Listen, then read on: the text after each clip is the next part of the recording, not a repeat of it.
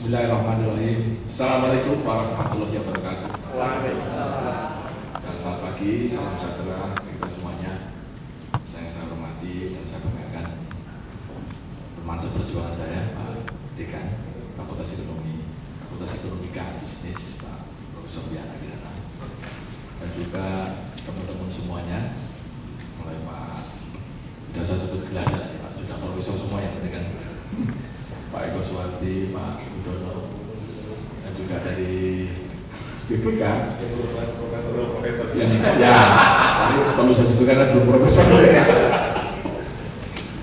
Pak Bambang, dan juga Pak teman-teman dari Kementerian Keuangan juga, dan EDB, Pak Deputi BKP, Kabupaten Jogja, dan seluruh peserta hadirin, saya teman-teman dari kolega, dari dosen jurusan akuntansi, terutama yang sektor publik. Pertama-tama kita bersyukur kepada Allah Subhanahu Wa Taala, Tuhan yang Maha Kuasa, yang Insya Allah memberikan petunjuk pada kita semuanya, bimbingan, taufik dari inayahnya, dan insya Allah kesehatan, sehingga pada pagi hari ini kita bisa bertemu kembali ke jalan yang benar di kampus.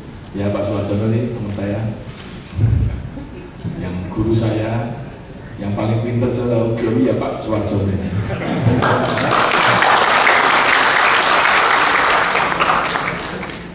Dan juga Bapak sekalian tidak bisa saya bicara ke sana. Jadi banyak pembicara yang lebih ahli dari saya.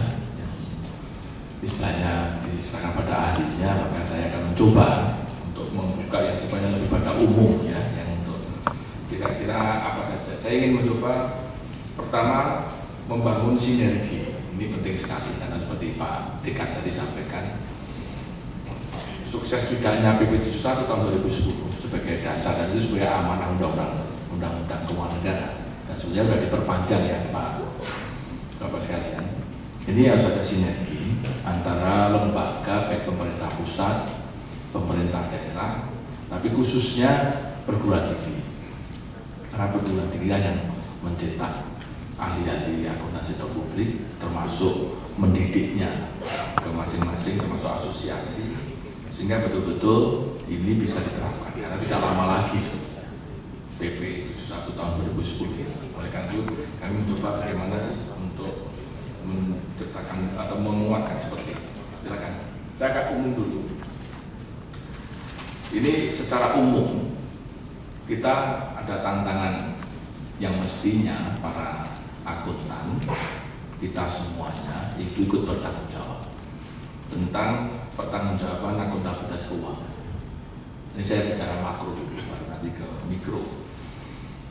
Karena kalau kita lihat sebetulnya seperti sekarang ini misalnya kenaikan harga BBM misalnya, ini kan juga tidak lepas dari suatu economic stability-nya, dan juga bagaimana upaya di dalam managing, dan tidak hanya managing public expenditure, tapi juga managing public revenue. Karena banyak temuan BPK kemarin ke kementerian lembaga dan Pemda yang tidak bisa WTP akan pajak. Jadi dianggap masih sesuatu yang lag behind. Mereka khusus hanya DIPA pengeluaran, DIPA belanja terus, tapi tidak lupa bahwa di situ ada pendapatan selain pajak dan cukai, tapi ada PNBP-nya. Sehingga kami coba seperti itu. Nah ini penting bagi kita semua, bagaimana good accountability-nya, responsibility-nya ke sana semua. Oleh karena itu saya mencoba tidak hanya ke dulu, tapi juga bagaimana ini cara bisa fit dan resource allocation-nya, jika kita nanti akan memberikan pertanggungjawaban bahwa nah bagaimana informasi akuntansi itu bisa menjadikan informasi yang berkualitas dalam pengambilan kebijakan. Jadi tidak sekedar hanya accountability proses, pertanggungjawaban kasih WTP sudah itu nanti masa saya tanya basic requirement. Tapi ke depan kita itu harus bisa memproduksi suatu informasi yang bisa digunakan di dalam pengambilan kebijakan. Nah kebijakan itu tidak hanya kebijakan mikro, tapi juga kebijakan makro, APBN.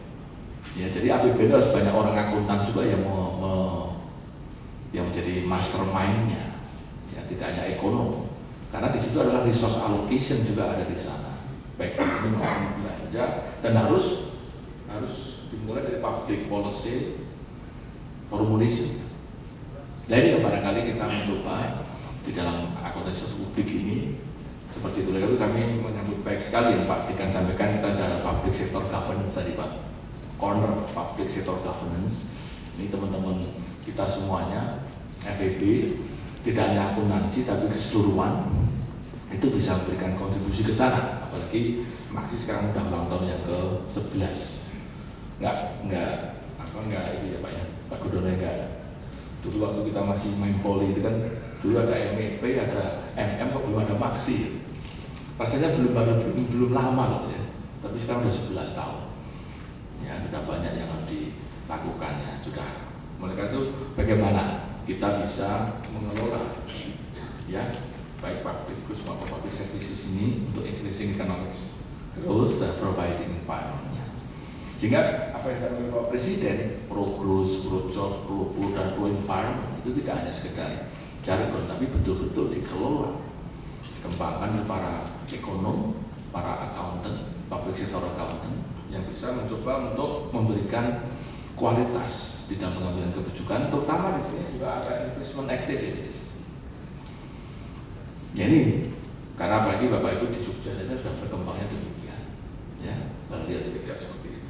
Economic activity-nya sudah seperti itu. Maka bagaimana kita bisa memberikan nilai tambah di sini? Dan kita sudah mulai tidak hanya input base, tapi juga sudah mulai ke output, bahkan outcome base dan impact base. Ya, sekarang sudah performance based budgeting, sudah outcome base. Oleh karena itu, mari kita mencoba kita buka wawasan kita, accounting kita tidak terlalu mikro, tapi juga sudah ke arah yang lebih strategik dan bisa memberikan kontribusi pada negara kita. Baik, itu sebagai awal saja.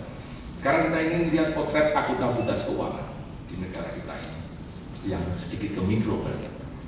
Nah, kalau kita lihat per 21 Juni Pak Bambang BPK, tapi dari teman-teman BPK juga perwakilan BPKB, kalau ada penyerahan WTP kami minta supaya masuk ke BPK Pusat supaya kita ingin tahu. Ternyata alhamdulillah kalau tidak belum semuanya baru 293, ya mestinya 520.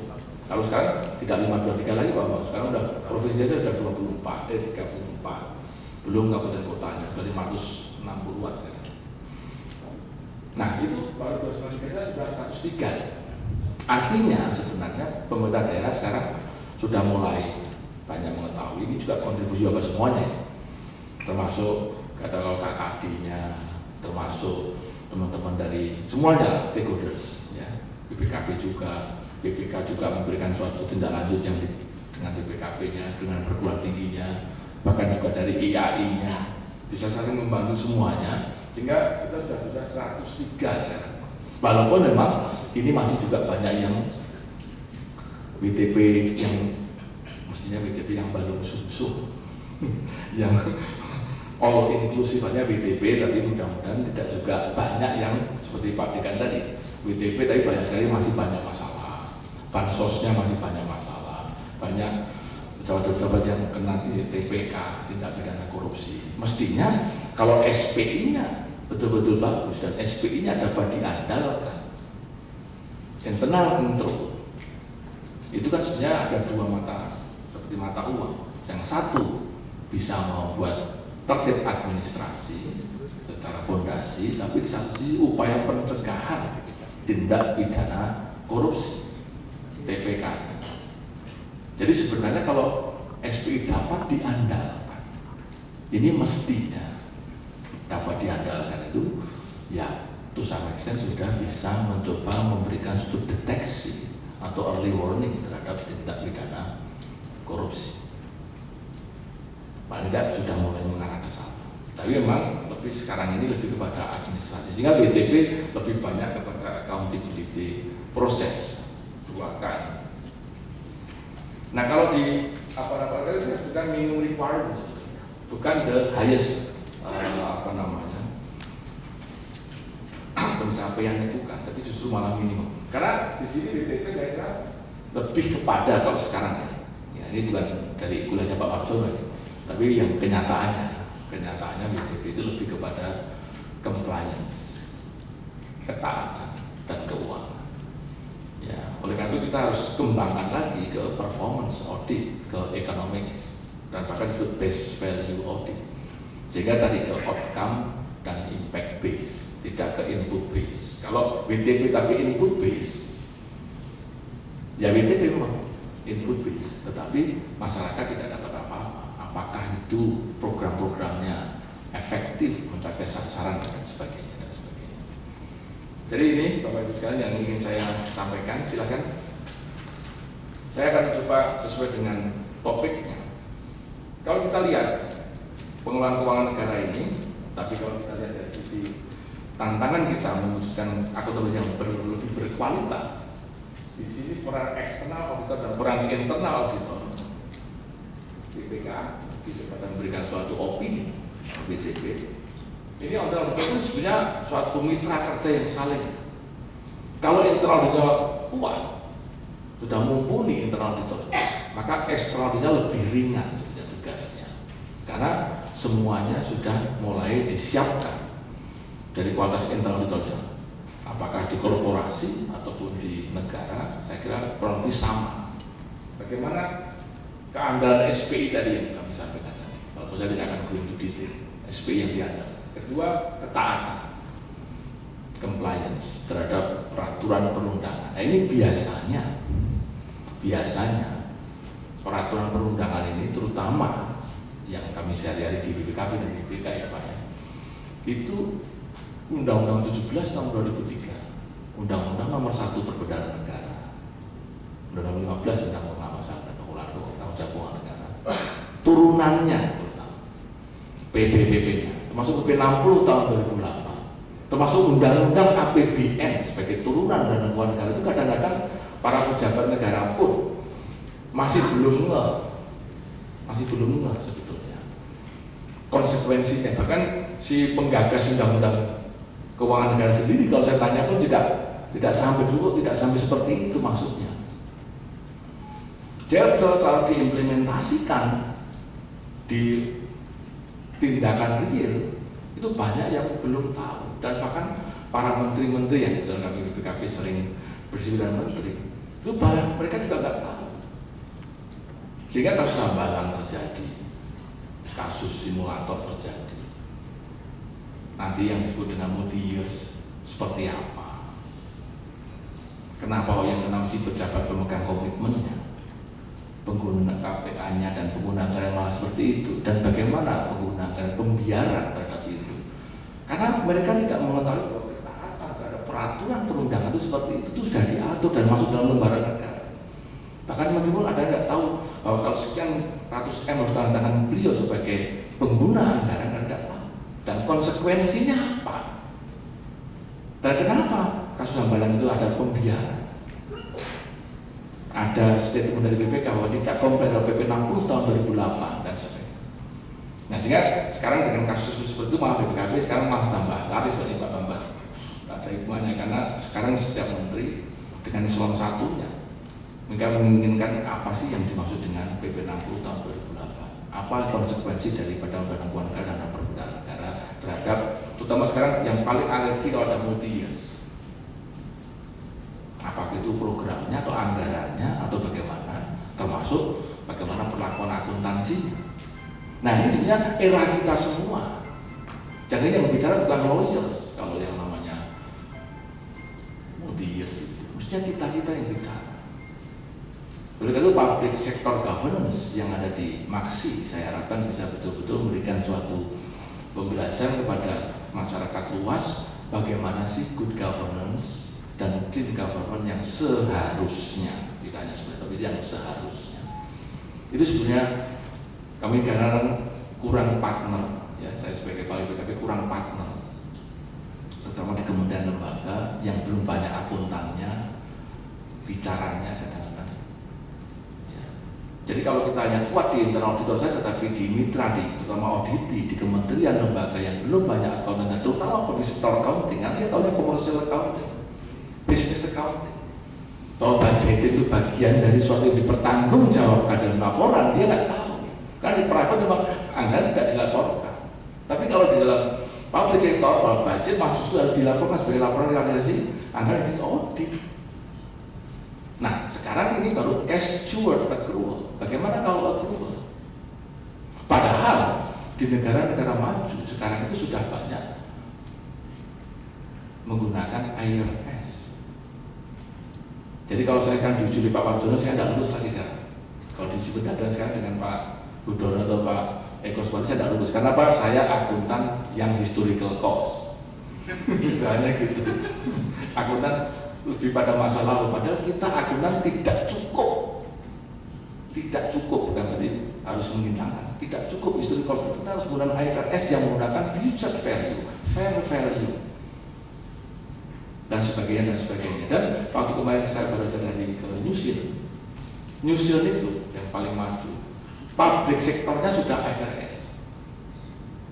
Bayangkan, kita masih yang private sector saja masih belum fully adopted. Karena sudah menggunakan fully adopted dan public sector, kita masih menggunakan cash steward accrual, dan accrual basis PP 71 tahun 2000 yang kita bicarakan nanti itu masih menggunakan bukan IFRS.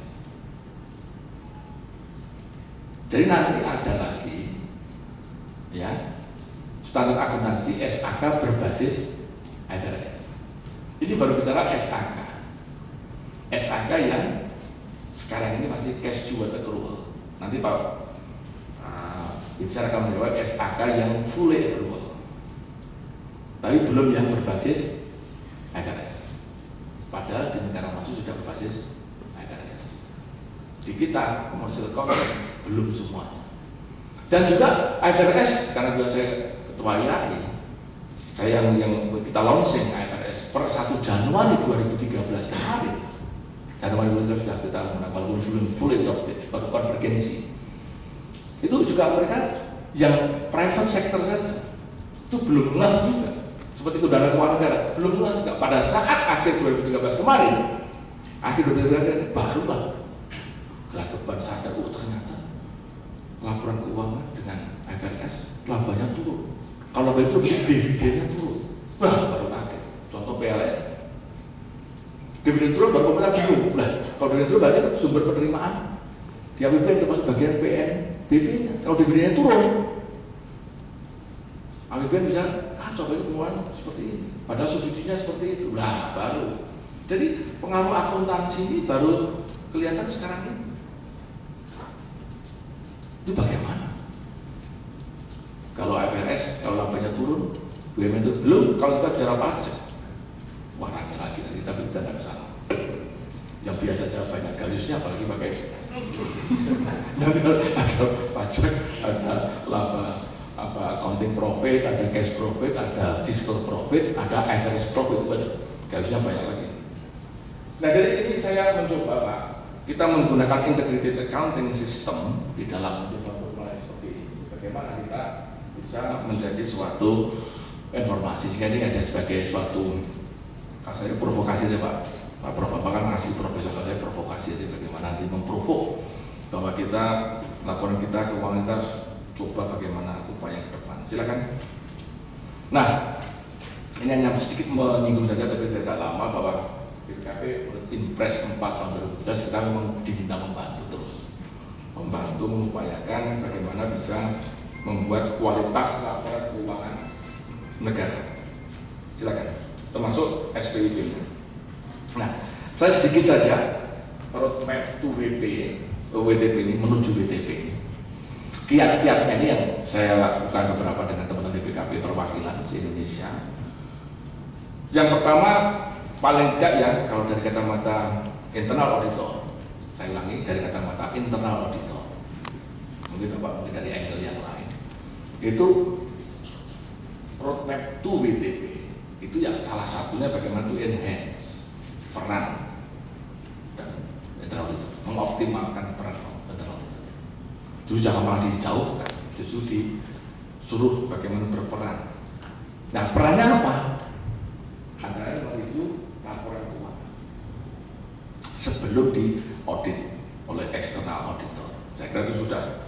Kalau saya jadi saya malu sendiri dengan Pak Priyono, dengan Bapak ini kan Bapak udah tahu semua. Tapi kalau di lembaga di sana Pak, di pemerintah di pemuda itu masih agak sesuatu yang belum biasa. Tapi kalau ini dikuliahkan, wah sudah old ya. Tapi ya saya coba untuk. Nah, juga respon yang cepat, konstruktif atas temuan itu sementara. Ini dia selalu dengan BPK ya Bapak ya. Apalagi dengan Kalan di daerah. Pak Kalan itu kepala perwakilan di daerah. Itu kita selalu apa sih kalau ada temuan-temuan yang sebelum exit meeting, jangan sampai kita setelah exit meeting. Jadi saya ulangi satu persatu peran tadi ini optimalisasi, silakan. Ini kita berusaha juga Pak. Ini terutama di pemerintah. Kami berusaha keras memang dengan Pak Wapres besok sore juga kita akan rapat lagi dengan beberapa kementerian dan Seknek Sekap. Kita usahakan nanti bisa ada peraturan presiden atau kepres tentang eselonisasi. Karena selama ini internal auditor atau yang berdua APIP, aparat pengawas internal pemerintah, itu eselonnya kalah Pak. Kalau kita waktu itu berusuhan di daerah Pak dengan Pak Biana, inspektur itu di bawah sekda. Sekda itu eselon 1A. Inspektur di kabupaten kota di provinsi itu tidak mungkin 1A. Jadi tidak mungkin kita memeriksa sekdanya secara struktural itu eselon. Di kementerian juga banyak, kalau idealnya kan sekjen, irjen sama-sama 1A. Tapi ada beberapa yang bukan inspektur utama, hanya khusus inspektur. Nah kalau eselon 2 versus eselon 1 tidak mungkin. Apalagi diangkat lagi, di ABRI. Bintang 4 kalau di bintang 3, oh di biasa takut.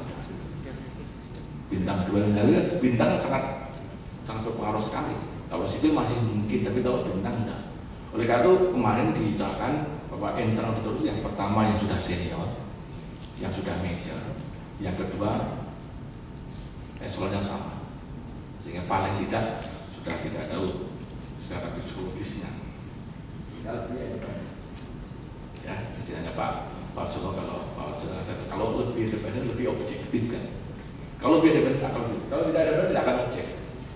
Nah, setelah di kedudukannya dinaikkan, disamakan supaya independensinya, maka bagaimana profesionalismenya. Nah ini saya kira tugas-tugas para ini ya, kita semua lah, bagaimana bisa buat due professional care di dalam kompetensi dan kapabilitasnya. Mereka itu kemarin BPKP dapat, walaupun punya Bapenas atau Dikdagri atau Dikbud ya Pak yang untuk mendidik, tapi tidak sanggup semuanya, PIU-nya sampai ke assistant agency-nya, akhirnya BPKP yang menerima yang pro Star Project ini. Kita dapat berapa ratus miliar untuk mendidik, mengakselerasi. Karena kalau di lingkungan Maksi, di lingkungan UGM, dengan dosen ini akuntan itu sesuatu yang biasa. Tapi kalau di luar Pak, di luar, di Kementerian HAM misalnya, atau dengan Hukum dan HAM, itu akuntan itu sangat jarang. Apa ibu yang tahu ilmu akuntansi, apalagi sampai ke lebih ke jarang sekali. Jadi kan itu kita bagaimana supaya kompeten dan kapabilitasnya itu tidak mudah, karena grade kita tuh punya 5 grade untuk yang dalam dikatakan kapabilitas dan kompeten. Kita baru 1 sampai 2. Bayangkan kalau baru 5 aja kita baru 1 sampai 2. Yang 3 itu hanya beberapa proses Kementerian Keuangan sudah 3. Yang lain itu 1, 2 lah. Kalau 1, 2 itu baik jumlah maupun kualitasnya jelas tidak mampu. Nah kalau intelijen masih memble begitu, memble apalagi NGNG untuk Pak Bambang Rianto, NGNG itu ngamoh, masih mau juga. Oh, nggak tahu apa-apa. Bahkan ada yang internal auditor tapi bukan akuntan, bukan niatnya itu bukan pegawai di situ. Jadi pegawai yang jabatannya dikasihkan ke sana gitu. Jadi niat yang ngelamar itu bukan sebagai internal auditor. Wah, itu kacau banget. Kalau bagaimana kita mengangkat ini tidak mudah. Ini dunia praktek itu saya sampaikan. Kalau dunia akademis, dunia ini paling enak. Jadi mereka itu kalau jadi dosen itu paling enak Pak. Karena mengajarkan yang seharusnya. Mereka itu karena saya senang kalau mengajar yang seharusnya. Kalau Bapak tahu senyatanya, prakteknya, waduh jauh dari yang seharusnya. Ini kan makanan yang paling gampang. Kalau di ini kan tidak akan ada sesuatu yang baru. Tapi bagi yang praktek yang benar di government sector itu sesuatu yang langka, sangat langka. Nah, juga bagaimana assurance dan consulting ini. Ini sudah mulai ke kapasitas dan kemampuannya, bagaimana bisa menerjemahkan, apalagi menjadi early warning. Dan banyak di daerah-daerah itu kalau temuan pada gubernur itu kalau dimasukkan laci terus soal, nggak ada efeknya. Ya, temuan urgent didiamkan saja terus apa konsekuensinya. Nah, oleh karena itu bagaimana upaya menjadi, oleh karena itu waktu Pak Rektor baru kemarin Pak Rektor Pak Tekno, waktu itu saya kan kemudian menjadi di Dewan Diri, saya apa saran Bapak kepada saya waktu itu kan sambil ngobrol-ngobrol sarannya bagaimana internal auditor di UGM itu Bapak fungsikan seperti apa, mau dikasihkan konco wingking atau di konco tengah atau di depan atau pada saat mengambil kebijakan itu monggo dikasih pada Pak Rektor maunya apa kan gitu. Jadi sangat tergantung pada komitmen, pada kepinginan pada pimpinan puncaknya, tone at the top atau tone from the top. Kalau memang urgent ataupun inspektur ataupun internal auditor itu ditaruh paling depan, bisa memberikan opak, bisa memberikan do and don'ts-nya, apalagi masuk dalam perencanaan, tidak masuk dalam post audit, masuk pre audit. Bahkan Pak Presiden kemarin waktu menyampaikan ini sebetulnya instingnya Pak Presiden, Pak Wapres, walaupun beliau bukan akuntan, tapi sudah menyadari dengan praktek beliau dengan instingnya mengatakan sebetulnya APIP itu mesti dari hulunya, jangan hilir. Karena kalau hulunya tidak kuat akan ditangkap oleh aparat penegak hukum. Itu kan insting Presiden dan Wapres, walaupun dia bukan akuntan, tapi dia sudah menyadari kalau tidak kuat di dalam, di perencanaan tidak diberikan suatu rambu-rambu yang kuat, banyak yang sebenarnya banyak yang tidak seharusnya dijalankan program, dan bahkan ada yang banyak overlap, dan banyak yang tidak seharusnya. Jadi bisa sekali banyak dikurangi dan bisa warning, terutama pengadaan barang dan jasa, karena pasien dari Kuningan masa KPK itu sebagian besar pengadaan barang dan jasa, karena BPKP selalu ikut expose itu pengadaan barang dan jasa. Oleh karena itu BPKP sekarang menggunakan probability audit yang di atas 100M itu kita. Nah, oleh karena itu Bapak Presiden mengatakan mestinya peran apakah internal auditor atau APIP atau namanya dulu controller kalau Pak Arjun, atau ini lebih di awal sih megang peran seperti ini. Kalau ini lebih kuat maka hilirnya akan lebih bagus. Jangan kita kalau ini hilir kena semua. Tadi Pak Yan tadi, sekarang berapa gubernur bupati yang kena TPK karena tadi tidak dikasih do and don'ts, bahkan malah para pebisnya boleh Pak, boleh jual langsung, enggak apa-apa, biasa itu jual langsung, ini gampang itu Pak, daripada repot-repot, daripada bidding ada pesanggahan barang, tunjuk aja Pak. Kan banyak mati yang mengatakan gitu di dalam TV kalau waktu dia pledoi pemberantasan, saya nggak tahu apa-apa yang masalah-masalah yang lain, banyak mati nggak tahu karena saya divisi dirjennya nggak apa-apa. Nah, dia mungkin tidak baca PP, dan kadang-kadang dia tidak baca, mungkin dia sebelum 2003, sebenarnya tahun 2003. Jadi kadang itu, kamu kemarin baru saja ke kedutaan besar, kita memeriksa, Pak kok ini masih begini mana? Oh, saya hanya melakukan kebijakan duta besar yang sebelumnya. Saya loh, yang sebelumnya itu belum ada undang-undang keuangan negara Pak. Sekarang ada undang-undang negara, jadi Bapak masuk, akhirnya dia masuk penjara. Karena PNBP langsung dipakai, misalnya, tanpa digunakan, tidak dilaporkan juga misalnya. Banyak sekali potensi keuangan negara. Jadi kadang-kadang dia tidak mengetahui betul kondisinya, dan dia mengatakan seperti pimpinan sebelumnya lah. Pimpinan sebelumnya barangkali tidak menggunakan aturan-aturan lainnya seperti itu. Nah, apalagi nanti kalau PP 71 sudah berjalan benar, yang nanti sudah di mulai tahun 2014 ya Pak, itu internal auditor sangat intens Pak, karena sama-sama barang baru. External auditor BPK juga menggunakan standar yang baru, SAK baru. Auditi juga menggunakan SAK yang baru. Kemungkinan ada perbedaan pandangan, biasa sudut pandang. Nah ini barangkali bagaimana kita ini ya, silakan terus. Nah sehingga pada saat saya bilang kepada Bu Menteri, Pak Menteri, ya, atau Menteri Kesehatan, Menteri semuanya, Bu pada saat SOR statement of responsibility yang ditandatangani Bapak sebagai pengguna anggaran. Kalau perlu seluruh dirjen tanda tangan semua, paraf semua di bintang. Jadi kalau menteri tanda tangan itu, saya minta dirjen ini paraf semua. Tapi itu pun tidak kalau misalnya salah ya yang tanda tangan itu yang dipanggil KPK. Tapi paling tidak ada tanggung jawab renteng. Pada saat dia paraf itu, nah saya katakan Pak Dirjen, Pak Irjen, masuk BPKP, Pak kalau paraf itu harus ini toh nyowor.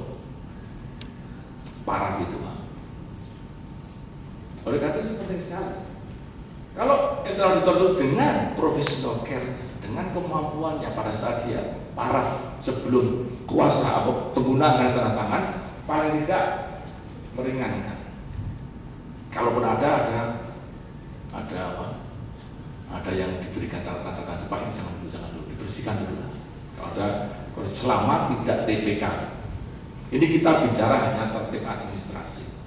Kesalahan yang bisa dikoreksi nanti, bukan kesalahan TPK. Karena TPK itu salah satu sudah ada niat jahatnya. Kalau ada niat jahatnya, berarti sudah tidak bisa dipakai. Bukan di sini alamnya. Bukan di sini alamnya ya. Alamnya bukan jika sering saya kalau dengan Kapolri, dengan Jaksa Agung, dengan Ketua KPK itu kalau dari expose mau ini, wah niat jahatnya seperti ini, kelihatan, tidak ada niat jahatnya. Baru dihitung kerugian negara. Nah ini anggapannya tidak ada niat jahat, hanya karena ketidaktahuan, karena kesalahan masuk si belanja modal, masuk belanja barang, ya salah itu. Kesalahan administrasi, bukan niat jahat. Jadi kita ingat bahwa kita bicara pada hari ini tidak niat jahat. Nah, oleh karena itu bagaimana kita menggunakan standar ini Pak, sesuai dengan standar yang kedua ini. Adequate assurance, sesuai dengan standar, kalau standarnya baru, mau lama aja masih banyak yang bermasalah. Cash steward accrual itu banyak yang bermasalah, apalagi yang baru ini perlu Bapak-Bapak, oleh karena itu kami menghadirkan semua dengan Bapak-Bapak, Bapak Binsar, ada teman-teman yang ada di sini Pak Dekan. Ini standar ini nanti akan menjadi, karena sesuai dengan standar akuntansi.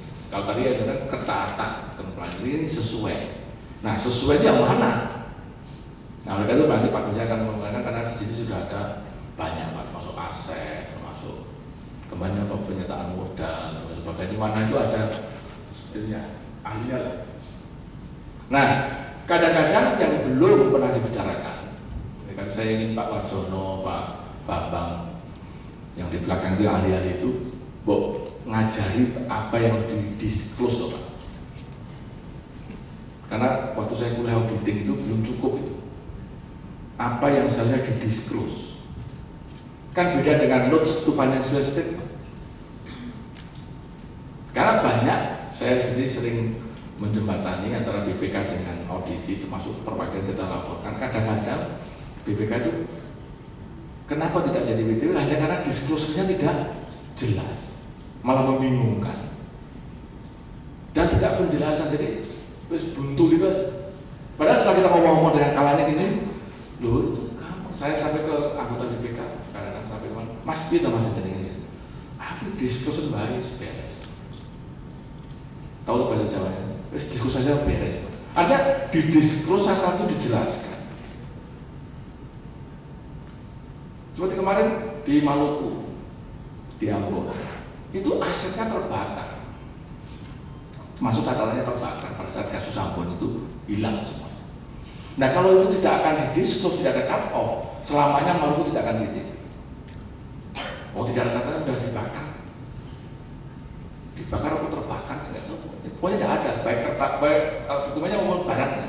Nah kalau tidak ada pemutihan, tidak ada disclose, tidak ada cut off, misalnya. Sehingga betul Jawa Timur pada saat Pak Dekarwo mengatakan bahwa asetnya masih di IP, di inventarisasi dan penilaian, revaluasi, disampaikan di dalam diskus bahwa ini aset yang belum direvaluasi. Ini seperti ini. Jadi oleh karena itu ilmu disclosure-nya ini Pak Warjono mungkin barangkali perlu dijelaskan apa saja yang namanya full disclosure atau edible disclosure yang seperti apa. Karena ini kadang-kadang menyebabkan tidak menjadi atau tidak bisa full atau qualified opinion. Silakan. Nah, sedikit saja. Nah, ini hanya trik saja Pak. Pada saat kami sering dengan BPK itu bagaimana kita quick respon dan correction ini. Jadi kalau kita koreksi, saya kira tidak masalah. Jadi ini sekali lagi bukan untuk bapak-bapak dosen ya. Ini hanya untuk yang public sector. Kalau yang itu sebenarnya sesuatu yang gampang sekali, apalagi kalau udah kuliah audit. Tapi kadang-kadang di lapangan itu dibutuhkan sekali. Kadang-kadang biarkan saja. Padahal kalau selama itu auditor masih di situ, selama itu ada koreksi, kita perbaiki, kita apa? Kemungkinan gitu. Sehingga bisa dikurangi.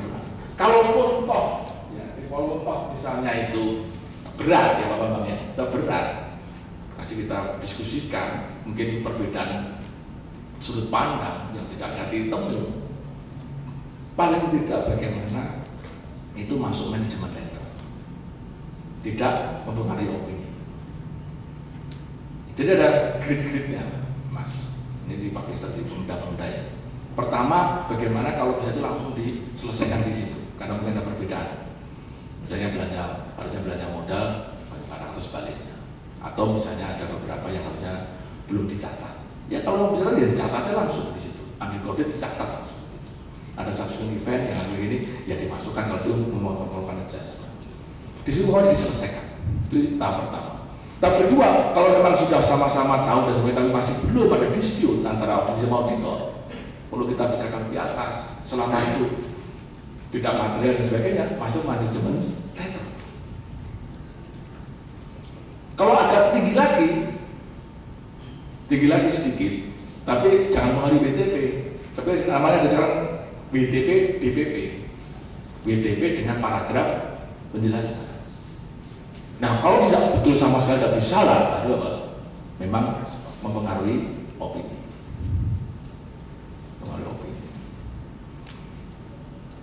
Tapi kembali lagi, kita teman-teman dari perguruan tinggi itu tolong diajari teman-teman pemuda kemudian lembaga itu yang tertib administrasi dulu, WTA itu. Sehingga opini di BPK itu bukan seperti poco-poco itu. Maju selangkah, mundur 2 langkah. Karena ada juga yang kemarin itu ada yang BTP, sekarang disclaimer. Ada Pak, ada satu lembaga yang dulu naik WTP, sekarang disclaimer. Ini berarti kan tidak kuat fondasi. Oh masuk ini seperti poco-poco. Karena tidak kuat fondasinya. Oleh karena itu kemarin ini. Oleh karena komunikasi yang efektif communication yang penting sekali. Oleh karena itu saya menutup kinerja saya ini bagaimana effective communication yang baik ya supaya kita nyambung. Jika BPK punya temuan itu harus ditindaklanjuti. Tindaklanja harus tidak lebih dari 60 hari. Nah itu TK itu harus dilaksanakan terus. Karena apa? Waktu auditor datang, BPK datang, yang ditanya adalah kemarin sudah di follow up belum? Dan jangan diulangi lagi pakai lebih material lagi ya sudah, dengan aja ya ngeyel.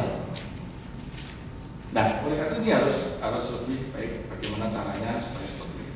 Terakhir Pak, supaya ini yang terakhir yang saya mencoba untuk saya gagas pada pagi ini sebelum kita bicara lebih detail, itu bagaimana kita mewujudkan akibat negara yang berbasis accrual. Ini karena tidak hanya cash to accrual tapi full accrual.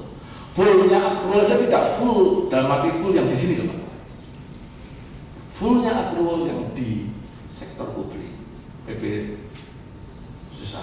itu bukan full accrual yang kalau kita belajar accounting.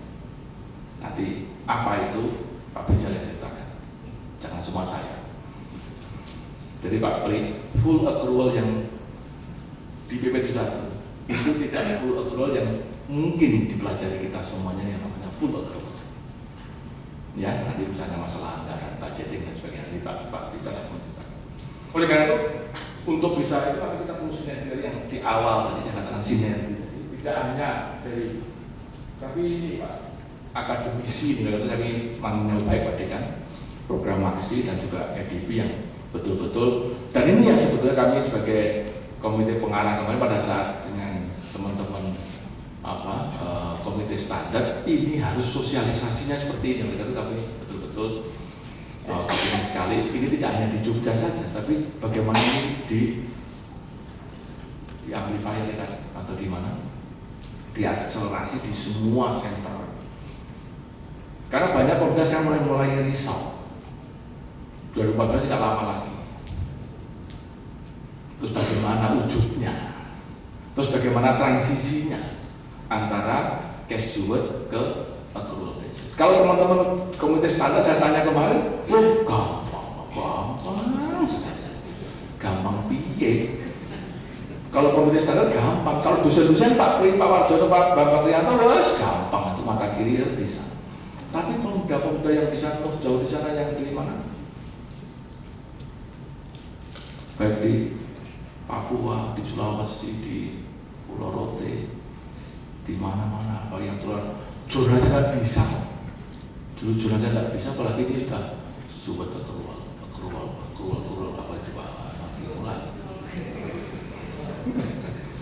Nah, oleh karena itu mari kita ini kan pemerintah semuanya, Bapak semuanya, mari saya mengajak semuanya bagaimana mensinergikan baik internal auditor siapapun, jadi baik di terutama di pemerintah, karena itu satu untuk pemerintah, bukan untuk private, bukan untuk komersial, tapi untuk pemerintahan baik central maupun local government, termasuk para organisasi profesi ini. Kami juga ngajak IAI sendiri, ngajak teman-teman yang lain, termasuk yang tadi public sector governance, akademisi dan masyarakat luas, betul-betul sinergi bagaimana mulai dari semuanya yang kita punyai, terutama orangnya, mainnya, ya, yang lainnya silakan terus mengikuti saja, meternya, tapi bagaimana upayanya, termasuk kebijakannya, pengaturannya, dan sampai ke sumber daya, sehingga betul-betul nanti pada saat berjalan itu sudah tidak terlalu banyak, walaupun saya yakin masih ada sedikit-sedikit ganjalan, masih banyak, tapi tidak terlalu berat karena sudah kita